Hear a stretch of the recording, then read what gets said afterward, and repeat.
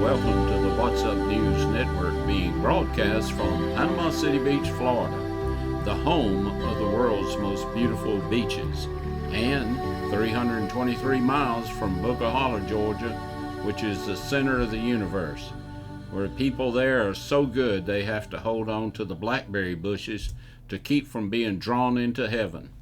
I am Jim Free with Jim Free Realty. Please click on the subscribe button just below the picture. In the real estate market, we have 162 condo units available, 110 of which are Gulf front units. In the detached single family, we have 118 units available, and of those, 6 are Gulf front units. And in the attached single family, we have 26 units available, and only 4 of those are Gulf front units. Out of some 11,000 Gulf front units, we only have 110 units on the market, or about 1%. Sellers have enjoyed a seller's market for the past year, and buyers that use financing to make their purchases have enjoyed low interest rates. All of that is about to change. The Federal Reserve voted March the 16th to raise the interest a quarter of a point, which is the first increase since 2018. A quarter of a point doesn't seem like a lot, but they have signaled that they plan to raise the rate 6 more times this year. This will drive a lot of buyers that need financing to make their purchase out of the market. We will discuss this in greater detail later on in the program. In the local news, Tuesday evening around 7 p.m., a Cessna 182 was cleared for landing at the Northwest Florida Beaches International Airport. There was dense fog in the area. The plane dropped off a radar approximately 2 miles north of the airport. Wednesday morning, the investigators using drones to locate the plane in dense undergrowth.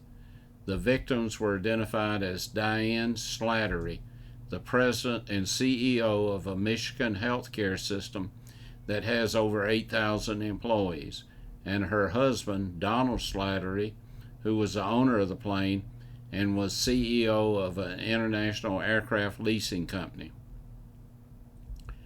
From WMBB TV news that plans to build an indoor sports complex in Panama City Beach are moving to the next level.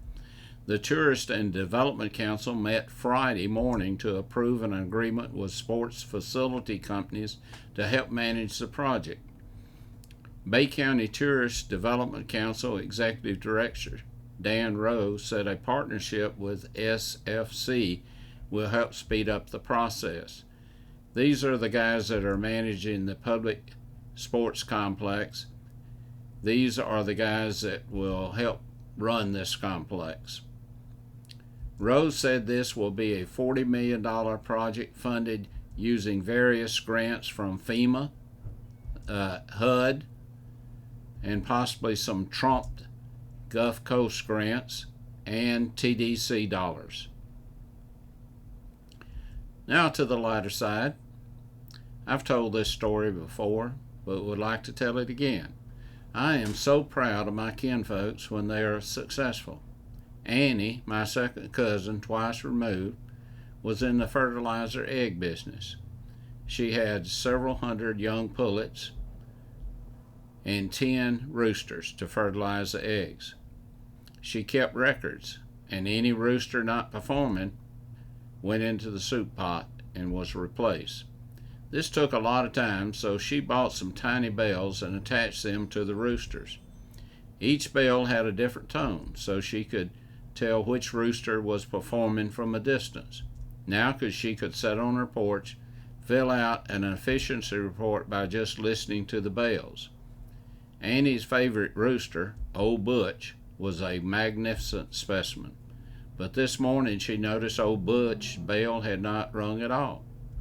When she investigated, she saw the roosters were busy chasing pullets. Bells were ringing, but the pullets, hearing the roosters coming, would run for cover. She checked old Butch, and she found, to her amazement, that he had his bell in his beak so it wouldn't ring. He'd sneak up on the pullet, do his job, and walk to the next one. Annie was so proud of old Butch, she entered him in the poultry division of the Coosa Valley Fair, and he became an overnight sensation among the judges. The result was the judges not only awarded him, old Butch, the Nobel Peace Prize, but they also awarded him the Pulitzer Surprise Award. The Biden administration has mandated the use of a face mask for all citizens 65 and older that suffer from heart conditions. They are required to pull the mask over their eyes while they are filling their gas tank. My Cajun producer, Billy Mac Richard, keeps telling me not to be distracted by the news of the war, inflation, and oil prices because they are just distractions and something else is going on. And he was right. I thought our political leaders were trying to figure out how they could help Ukraine. I was wrong. The U.S. House was working on something more pressing. They have now passed the CROWN Act. CROWN, C-R-O-W-N, is an acronym for Creating a Respectful and Open World for Natural Hair. And I didn't even know we had a problem with natural hair. President Biden has urged lawmakers to swiftly pass the CROWN Act. If this becomes law, discriminating would be treated as if it were race or national origin discrimination. It looks like Congress will need to increase the funds to the FBI, Homeland Security, and the Attorney General because all their manpower is being used to investigate those terrorist parents that are talking too loud at school board meetings. I wonder, did they put anything in CROWN Act to protect those of us that are bald and don't have hair? My feelings were hurt when a friend was kidding me about being bald. I first thought he was giving me a compliment when he said men who are bald in front are thinkers. I just smiled. He then said those that are bald in the back of their head are lovers. Again, I smiled.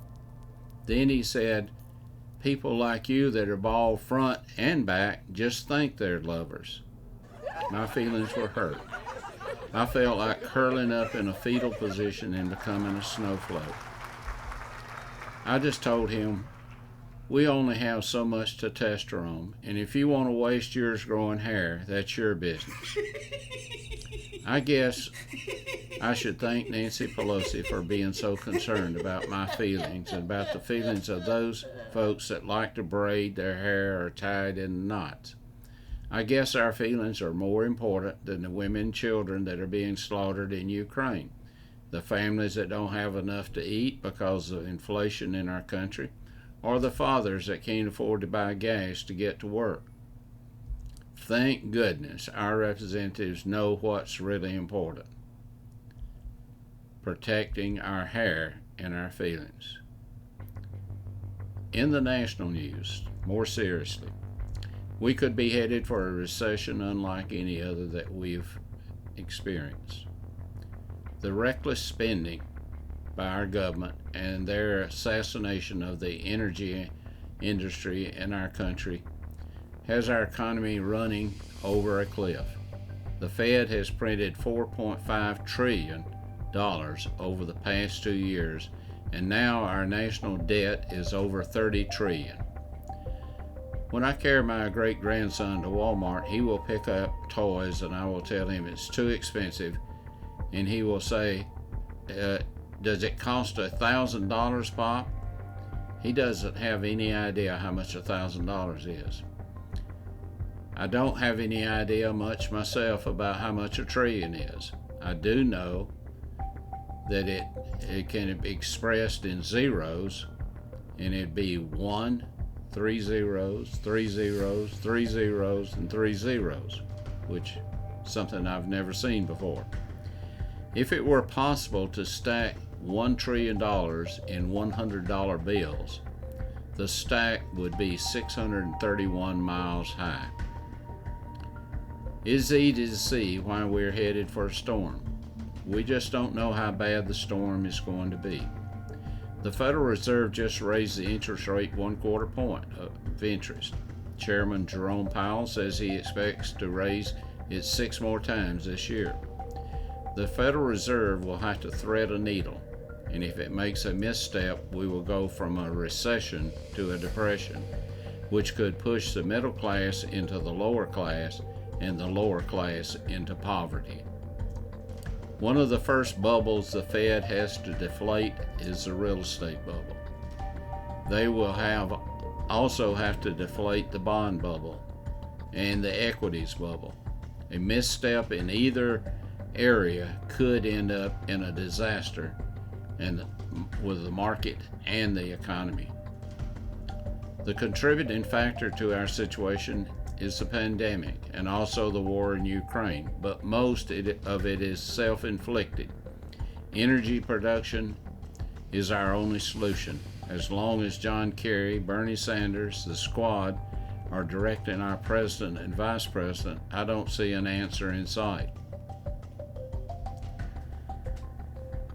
Here's something kind of strange.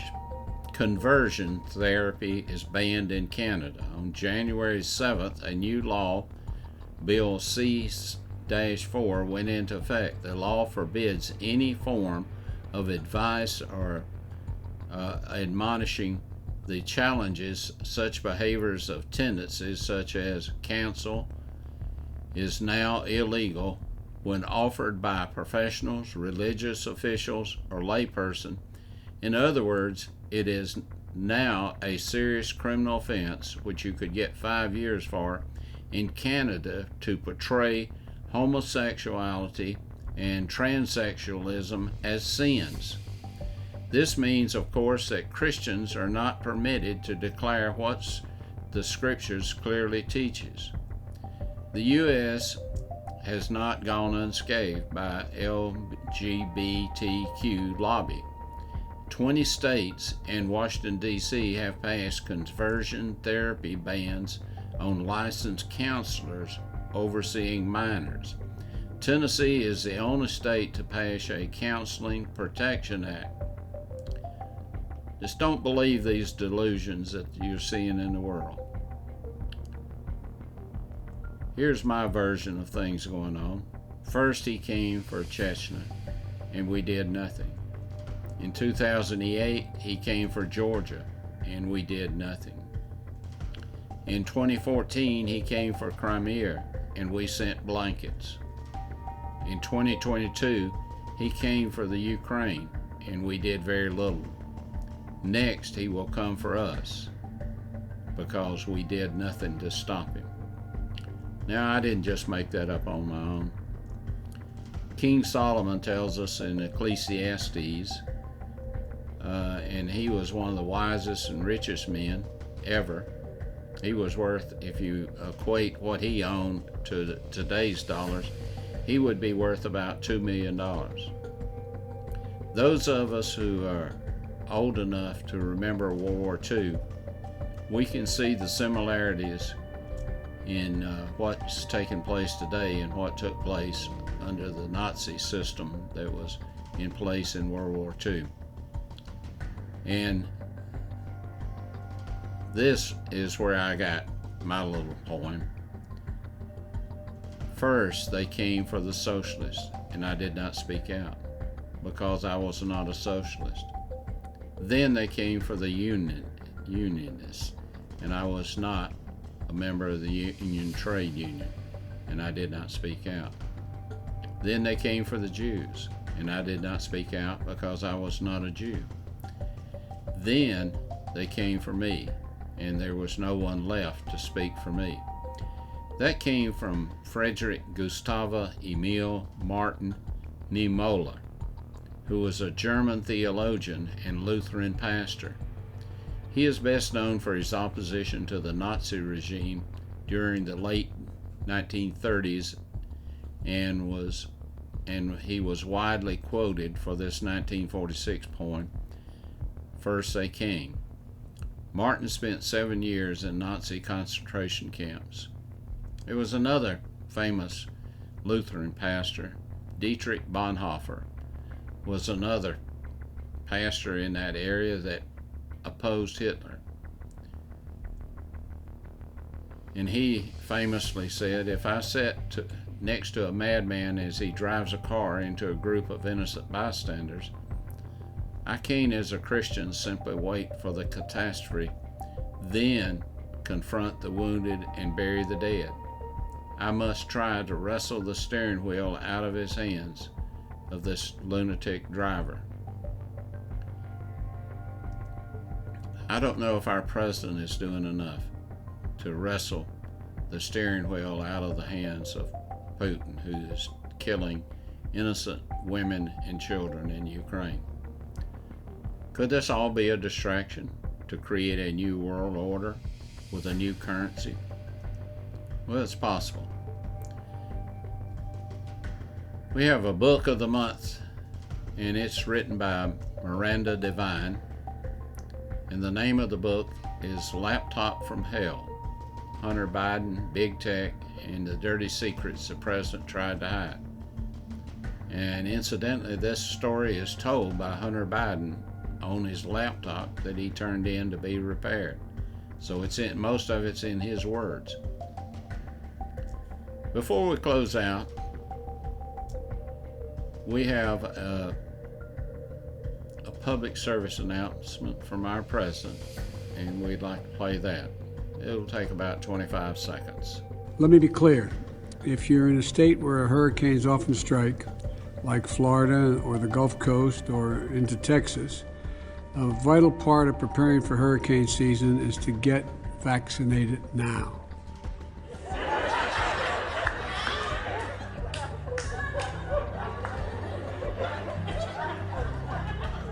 I'm so damn confused. Until we meet again, may God bless you, your family, and this great nation that we live in.